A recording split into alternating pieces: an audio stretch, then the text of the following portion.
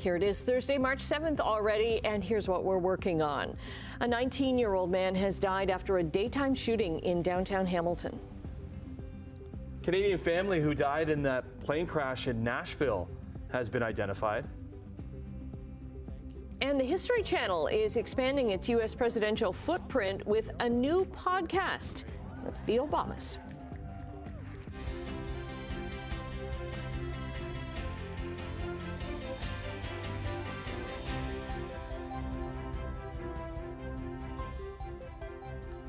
We got some flower power going today. Look at you. Look at all that flower activity. Hello. Thank you for calming things down, Brian. That's me, you know, being just plain. In the grays. I got a case of the grays today. Well, we're like in spring mode because it's so funny. You get all these warm temperatures. Yes. And then you get used to these warm temperatures. And then this morning it's like, woo. It's like, well, yeah. what's going on here? It is a little bit cooler this morning, isn't it? It is. Yeah, it is. But, you know, we're still above seasonal for this time of year. 3 degrees is our temperature right now, so we can almost call that mild. Yeah, well, right. Almost, yeah, but a lot cooler. But the number 7 is the factor this morning. It's the 7th of March. We got to 7 degrees yesterday. We should hit 7 degrees again today. But today, we're going to see some sunshine. Now, we do have a fair bit of cloud cover at the moment, but the skies are going to gradually clear as the day goes on. So a sunny day, a 7-degree day, and for the 7th of March, 7 degrees is pretty good for this time of year. So we'll talk about the weather forecast in detail coming up for you. Traffic this morning. Really nothing to talk about. The major routes are all doing fine this morning. We have no collisions, no volume. 403 Waterdown Road, that looks good. That's one of our exclusive cameras.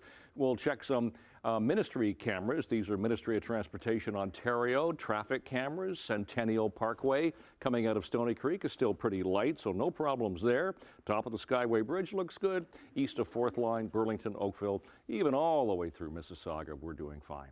So we'll look at weather and traffic in a few minutes as usual. Right now, the news. Thanks very much, Brian. Hamilton police investigating a daytime shooting in the city's downtown core that killed a 19-year-old man. Simone Gavros joins us now from the area of King and McNabb. Hi, good morning, Annette. Well, this happened here in broad daylight here in King and McNabb.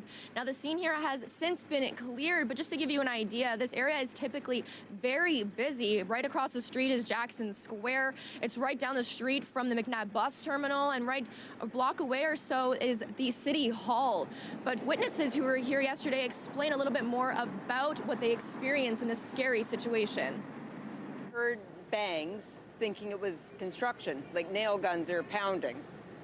And we didn't really think anything of it. And then our lights went out, and then security down in our lobby went on the PA system saying that it was a code purple, which is lockdown. So we all had to go into a safe room. We were stressed because I've been here 25 years. There's been many incidents at this building, but not to this extent. Now, police say a 19-year-old man was shot in what they believed to be a targeted shooting. He later died in hospital of his injuries. Now, this happened just before 1 p.m. yesterday, right outside 119 King Street West, the Alan Fairclough building, which has a number of provincial offices inside. Now, the building was put into lockdown when that shooting happened. Police haven't confirmed whether this was a drive-by shooting, but they did say that the suspect or suspects fled in a car. At this time, there are still no suspect or vehicle descriptions. Now, Mayor Andrea Horvath also released a statement about the shooting yesterday, saying in part that she's, quote, shocked and dismayed to hear about the shooting. Now, here in this area, there are a lot of surveillance cameras that are likely going to be reviewed by police in this investigation. We've reached out to police this morning for more details, as well as the mayor for more comment on this daytime shooting. But for now, Tim, I'll send things over to you. All right, thanks, Simone. Well, the teen who killed Devin Selvey outside of school back in 2019 was released yesterday after 4 years in custody. A judge ruled he will live with his father while serving the next portion of his sentence, which is 3 years of house arrest.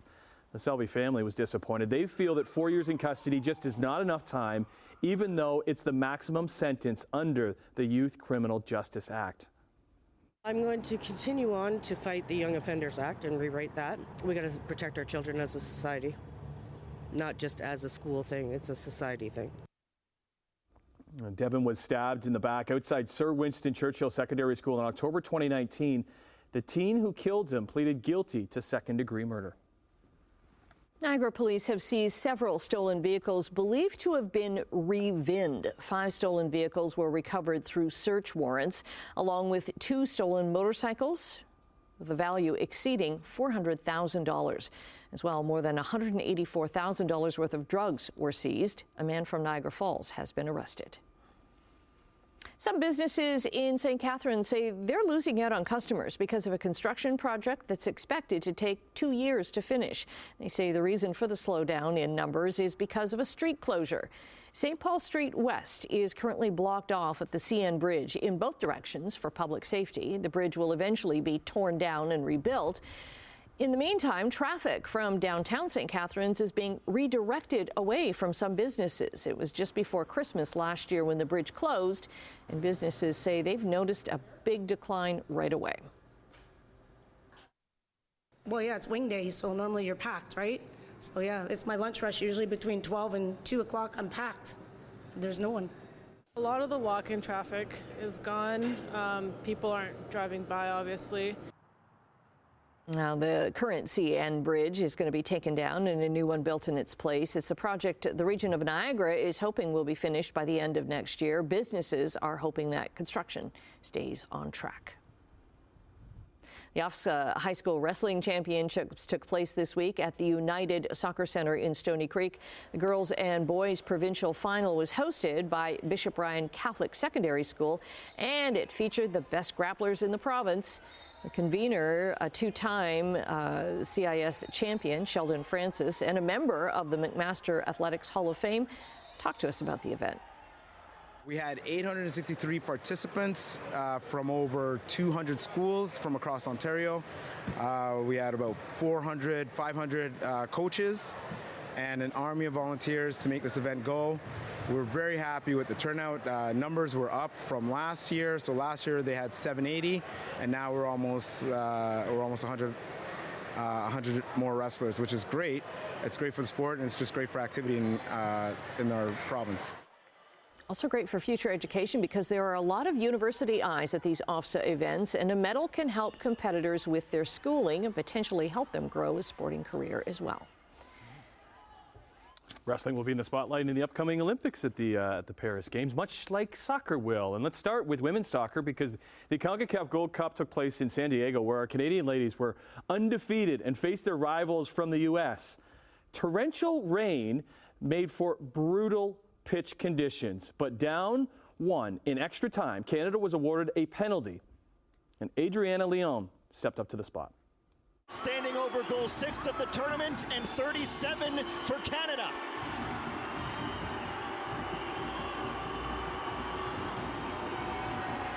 Leon scores! Yes, Canada!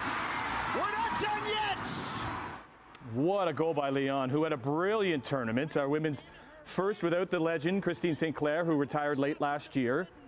Now, she was there the last time Canada beat the States in the Olympics in Tokyo. This one off to penalties, and U.S. keeper Elisa Nair would not only make a couple timely stops that is, she would step up and score herself, which puts all the pressure on Canada's new captain, Jessie Fleming, who had to score but was stopped by Nair.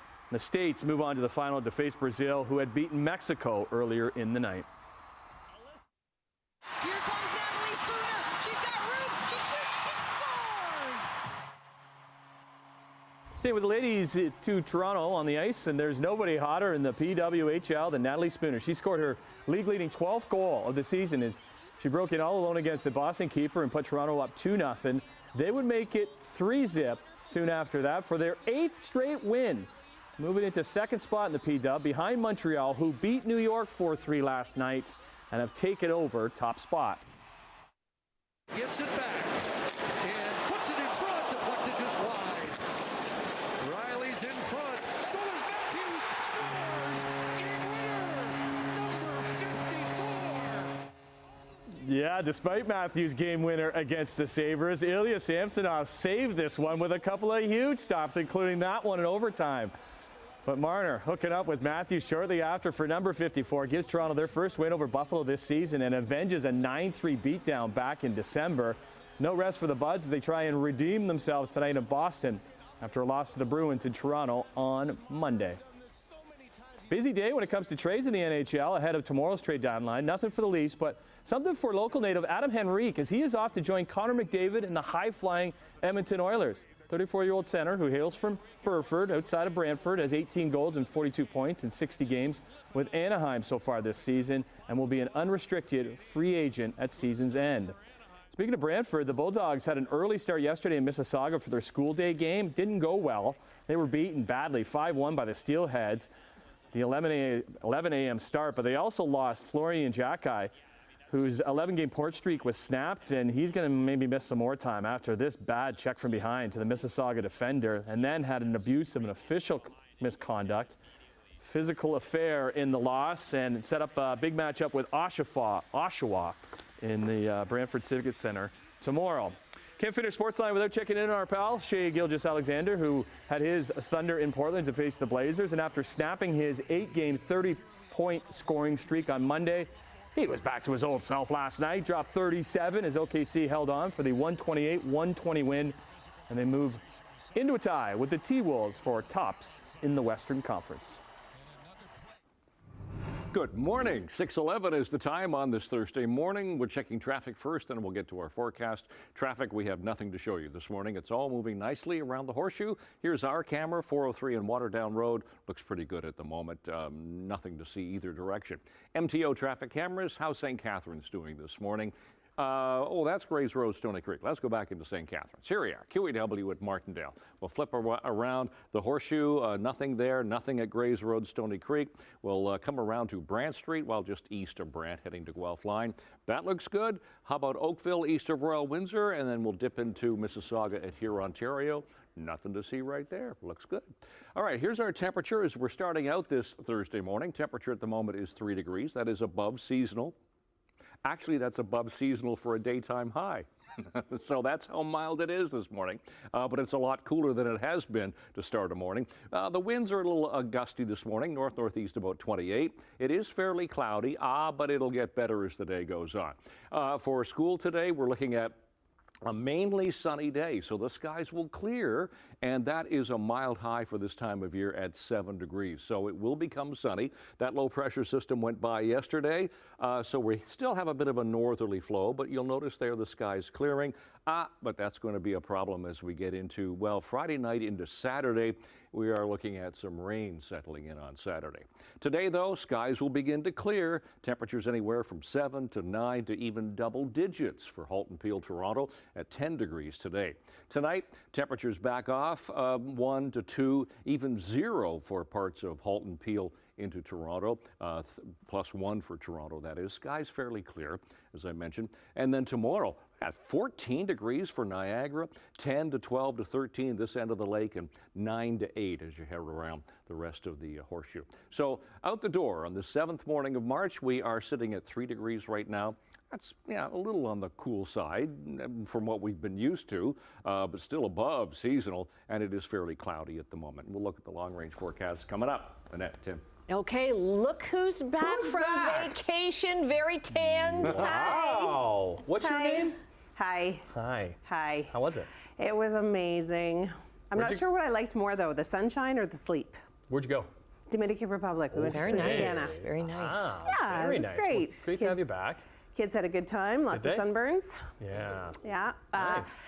I'm glad to be back. It's nice to be back into the routine.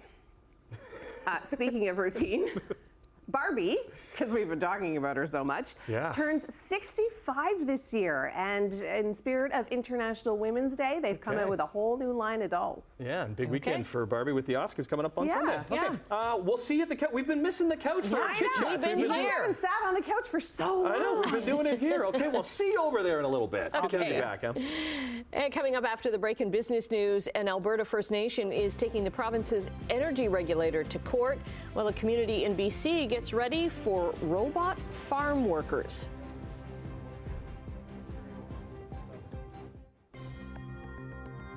We're coming up on 6:17 on your Thursday morning. Canadian dollar is up 4 basis points at just over 74 cents U.S. Gold is up $6. Crude oil is down 55 cents to $78.58 a barrel.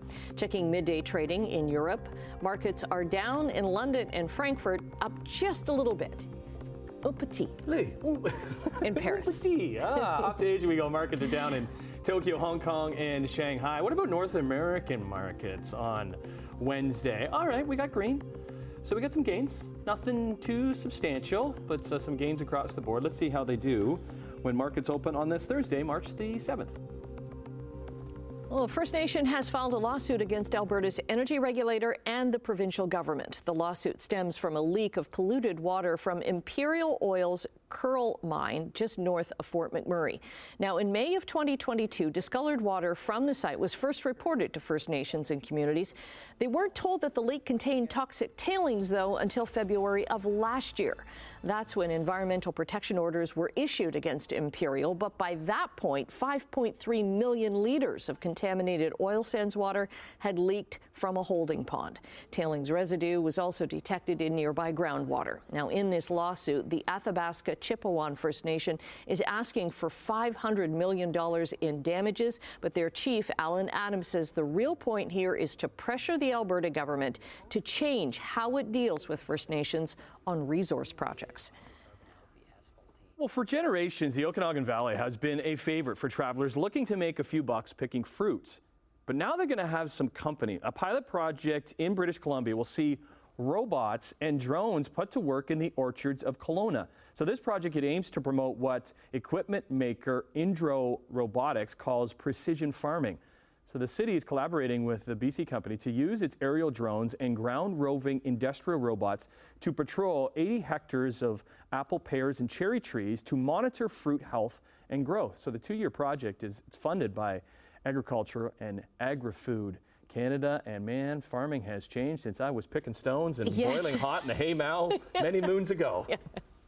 Still with farming, Nova Scotia's wineries accuse Premier Tim Houston's government of risking decimating the province's vineyards, all in part to help a political supporter and a personal acquaintance. Wine Growers Nova Scotia says it learned in January that the progressive conservative government is going to broaden a subsidy program to include the bottling industry, even though the bottlers would be allowed to use imported grapes. Nova Scotia's Department of Finance hasn't confirmed details of how much support would be provided to 2 companies that are currently bottling wine in that province. The Growers Association says it's obtained estimates that this is going to be between $6 million and $12 million a year. A bailiff seized more than $800,000 in assets last week from the Montreal company that runs the Just for Laughs Comedy Festival. Now, the seizure, it came 1 week before the company announced on Tuesday it was canceling this summer's festival in Montreal and taking steps to protect itself from creditors. Quebec Court of Appeal ordered the company to compensate an archivist who was laid off back in 2019 after being promised a job for life. Quebec's highest court said the company had to shell out more than $660,000, equivalent to the wages the archivist lost since 2019 and his future expected earnings. Okay, that might be one of the reasons why we're not seeing the comedy festival, the annual festival this coming summer. Okay, taking a break right now. Brian's going to be back with your traffic and your 7-day forecast. Stay with us. Just about 6:24 on this, what will become a sunny Thursday. Still fairly cloudy at the moment. Here's a look at the QEW Glendale through St. Catharines, right around the Garden City Skyway. Nothing to see right there. Top of the Burlington Skyway Bridge is now getting slow as you head down on the other side toward North Shore Boulevard. Normal volume picking up. East of 4th looks good. No problems at Erin Mills Parkway. Here's a look at the 403 going through Mississauga. That's just west of Mavis. All very light this morning, so no problems on the roads. Temperatures, Hamilton sitting at 3 degrees, which is actually a seasonal daytime high now. So That's how mild it is this morning. 2 for Grimsby, Mississauga, 4 for Toronto. Even though we call it mild, it's still on the cool side. Those are our seasonals. 3 degrees for the daytime high, -6 for the overnight low. Those are our sun times for the day today, and our records for today will be nowhere near setting a record for today. Even think about that. So we should be 4 degrees by the first bell. A bit more sunshine, mix of sun and clouds, and then lots of sunshine later as the skies clear. And there's that 7-degree high for today. So tonight, temperature dips back to +1. Tomorrow, 10 degrees, and we should see a mix of sun and clouds, then a little bit more cloud cover later in the day as we get some showers rolling in for Friday night into Saturday. It looks like rain. Temperature cooler at 6, only 2 on Sunday as we get into daylight saving time. And there's the possibility of some light snow flurry activity on Sunday because that temperature on the cool side. And then we climb nicely. We get the sunshine back for the beginning of next week, 7 and 10 for Tuesday and Wednesday. It's forecast. Annette, Tim. Okay, thanks very much. Well, here's one for all you stargazers. The oldest dead galaxy has just been spotted by the Webb Space Telescope. The Webb Space Telescope has made us all stargazers because this is one of the deepest views into the distant universe made with the telescope. The dead galaxy existed when the universe was only about 700 million years into its current age of 14 billion years. So that galaxy died young, soon after the Big Bang that created the universe. So researchers, they're working to learn why the galaxy suddenly halted its star formation. The newly observed dead galaxy is billions of light years away from Earth. The report's authors say studying the galaxy could show new insights about the early universe and what affects star formation within them. That's deep. I was going to say, that's very deep. Deep into the galaxy is what that is. Okay. Thank you, Mike Corsten. We're going to end on this. It is a Throwback Thursday.